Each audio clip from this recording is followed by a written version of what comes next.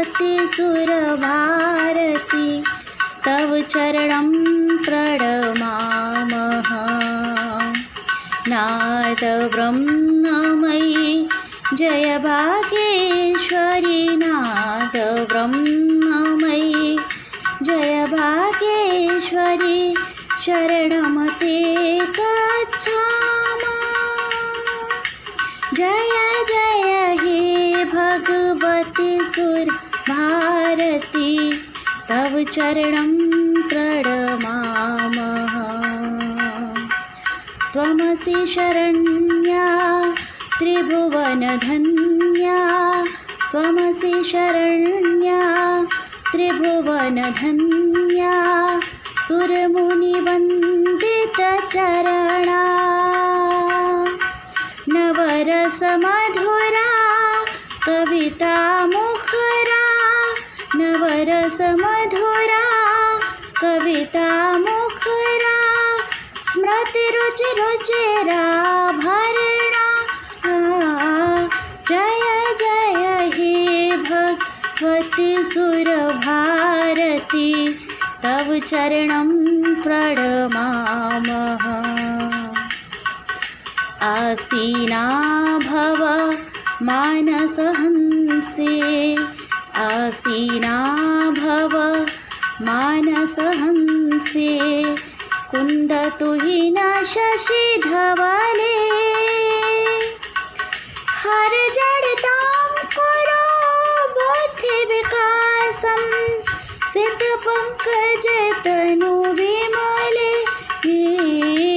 जय जय हे भगवति सुरभारती तव चरणं प्रणमामः, तव चरणं प्रणमामः। Good morning everyone. Today's thought, आज का सुविचार इस प्रकार है। आपसे जितना हो सके करें वहीं जहां आप हैं और उनसे जो साधन आपके पास हैं। Do what you can with what you have where you are. अर्थात किसी भी नई कला को सीखने के लिए आप अपना ध्यान अपनी कमियों पर न रख अपनी विशेषताओं पर रखें तथा जी जान से अपने कार्य में लग जाएं। धन्यवाद। नमस्कार। आज का शब्द है नेटिव, NATIVE। नेटिव का अर्थ है देशी, मूल निवासी और पैदाइशी। सरल शब्दों में हम ये कह सकते हैं कि हम जहाँ पर जन्म लेते हैं हम वहीं के मूल निवासी और पैदाइशी कहे जाते हैं। धन्यवाद। सुप्रभात बच्चों। आज की पहेली, सिर पर कलगी पर मैंने चंदा, गरजे बादल नाचे बंदा। सोचो बच्चों क्या है, सोचो सोचो। अरे वाह, मोर। बिल्कुल सही उत्तर। मोर के सर पे कलगी होती है और बादलों को देखकर ये नाचने लगता है और ये हमारे देश का राष्ट्रीय पक्षी भी है। नमस्कार प्यारे बच्चों, जानिए आज का इतिहास मेरे साथ यानी अर्चना पांडे के साथ। बच्चों, आज का इतिहास बहुत रोचक होने वाला है क्योंकि आज ही के दिन 17 सितंबर 1950 में हमारे वर्तमान प्रधानमंत्री श्री नरेंद्र मोदी जी का जन्म हुआ था। वे हमारे 14वें प्रधानमंत्री हैं और उनका पूरा नाम नरेंद्र दामोदर दास मोदी है। बच्चों, किसी को भी ना पता था कि एक दिन चाय बेचने वाले कभी हमारे देश के पीएम बनेंगे। बच्चों, साथ में यह भी जाने आज ही के दिन 1956 में भारतीय तेल एवं प्राकृतिक गैस आयोग का गठन हुआ था। धन्यवाद। आज की जानकारी आपको बहुत रोचक लगी होगी। नमस्कार। आज का विशेष विश्वकर्मा जयंती। प्रत्येक वर्ष देश भर में 17 सितंबर को वास्तुकला के अद्वितीय आचार्य भगवान विश्वकर्मा की जयंती मनाई जाती है। भारत के कर्नाटक, असम, पश्चिमी बंगाल, बिहार, झारखंड, उड़ीसा व त्रिपुरा आदि प्रदेशों में यह मनाई जाती है। यह उत्सव प्राय कारखानों व औद्योगिक क्षेत्रों में मनाया जाता है। विश्वकर्मा को विश्व के निर्माता व देवताओं का वास्तुकार माना गया है। धन्यवाद। प्यारे बच्चों, मैं अर्चना सरोहा लाई हूँ आज की प्रश्नोत्तरी। प्रश्न 1 है, प्लास्टर ऑफ पेरिस किससे बनता है? इसका उत्तर है जिप्सम। प्रश्न 2 है, मछलियाँ किसकी सहायता से सांस लेती हैं? इसका उत्तर है गलफड़े, जिसे हम गिल्स भी कहते हैं। प्रश्न 3, हरे पौधों द्वारा भोजन बनाने की प्रक्रिया क्या कहलाती है? उत्तर है प्रकाश संश्लेषण। प्रश्न 4, भारतीय रिजर्व बैंक का मुख्यालय कहाँ है? उत्तर है Mumbai. Two little clouds on a summer's day went flying through the sky.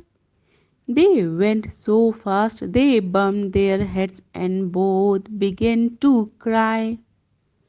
Old Father Sun looked down and said, "Oh, never mind, my dears.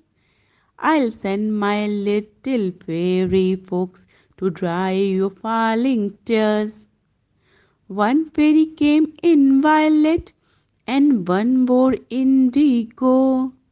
In blue, green, yellow, orange, red, they made a pretty row. They wiped the clouds' tears all away and then out from the sky. Upon a line the sunbeams met, they hung their gowns to dry. Thank you. नमस्कार, प्रस्तुत है आज की कहानी अभिमान से नहीं उदारता से करो दान। राजा जानुश्रुति अपने समय के महान दानी थे। एक समय वह महल की छत पर विश्राम कर रहे थे, तभी सफेद हंसों का जोड़ा आपस में बात करते हुए आकाश मार्ग से गुजरा। हंस ने अपनी पत्नी से कहा कि राजा बहुत ही यशवान है। तब हंसनी बोली, नहीं नहीं, राजा से भी यशवान जो है संत रेकव हैं, जो एकांत साधना में लीन है। यह सुनकर राजा को नींद नहीं आई और उसने सुबह उठते ही अपने सैनिकों को आदेश दिया कि संत को ढूंढ कर लाओ। सभी सैनिक संत को ढूंढने में लग गए और वह समय आ गया कि संत उन्हें मिल गए। तब राजा ने घोड़े, हाथी, हीरे, जवरात लेकर वह संत के पास पहुंचे, लेकिन संत ने वह सामान नहीं स्वीकारा और राजा वापस लौट आए। लेकिन राजा को यह बात खलती रही और वे दोबारा से संत से मिलने के लिए चले गए। तब संत ने कहा कि दान करो, किंतु दान जो है अभिमान से नहीं उदारता से करो। यह बात सुनकर राजा बहुत ही प्रभावित हुआ और वह वापस महल में लौट आए। धन्यवाद। नमस्कार, प्रस्तुत है आज का जागरूकता संदेश। बेटी अपने माता पिता की शान, उनका मान, उनका अभिमान है। बेटी घर की रौनक, समाज का सम्मान है। हर हक की है हकदार, बेटी है हर घर का आधार। उसकी मुस्कुराहट में है खुशियाँ अपार, उससे ही परिपूर्ण है ये संसार। बेटियों को पढ़ाना है, हर क्षेत्र में सक्षम बनाना है। धरती से चांद तक पहुँचाना है, भारत का नाम रोशन कराना है। नमस्कार साथियों, मैं संजीव शर्मा आज की इस एपिसोड में आप सभी का बहुत बहुत स्वागत करता हूं। प्रेरणा लक्ष्यों को हासिल करने के लिए हमारी इस श्रृंखला में आज हम बात करेंगे कक्षा 4 में भाषा के प्रेरणा लक्ष्यों को प्राप्त करने के लिए की जाने वाली गतिविधियों के बारे में। आइए देखते हैं आज की गतिविधि। अच्छा बच्चों, ये बताओ, आप सभी के घर में कोई ना कोई पालतू जानवर तो होता ही है। जैसे किसी के यहाँ भैंस होगी, किसी के यहाँ गाय होगी, किसी के यहाँ बकरी होगी और किसी के यहाँ कुत्ता भी पाला जाता होगा। क्यों, है ना? याद करो, आपके घर में कौन सा पालतू जानवर है। मान लो आपके घर में जो पालतू जानवर है वो आपकी तरह बोल सकता है। शाम हो रही है और आपकी मम्मी के पास वो दौड़ता हुआ पालतू जानवर आता है और आपकी मम्मी और वो पालतू जानवर आपस में बात कर रहे हैं। सोचो जरा, दोनों के बीच में क्या बातचीत हुई होगी। बिल्कुल ऐसे ही सोचिए जैसे आप और आपकी मम्मी बात करते हैं। उस बातचीत को कॉपी पे लिखिए, पूरी बातचीत लिखिए और लिखने के बाद हमें दिखाइए कि आपने कैसे सोचा। पूरी बातचीत लिखने के बाद हम सभी को जोर जोर से सुनाइए कि दोनों के बीच क्या बातचीत हुई। क्यों, मजा आएगा ना। शिक्षक साथियों से अनुरोध है कि वे बच्चों के साथ इस तरह की मनोरंजक गतिविधियां करते रहें।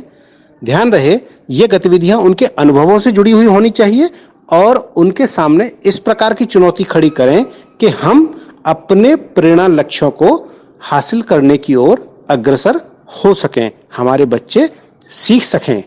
तो करते रहिए गतिविधियां और हम और आप मिलकर हासिल करेंगे मिशन प्रेरणा के लक्ष्य को।